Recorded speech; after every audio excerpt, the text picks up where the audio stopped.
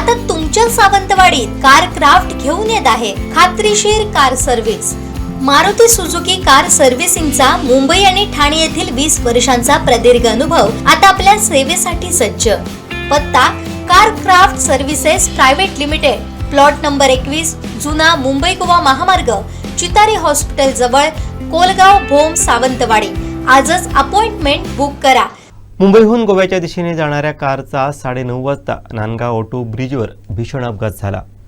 डिवायडरला कारची जोरदार धडक बसल्यानं मागील सीटवरील एका महिलेचाही मृत्यू झाला।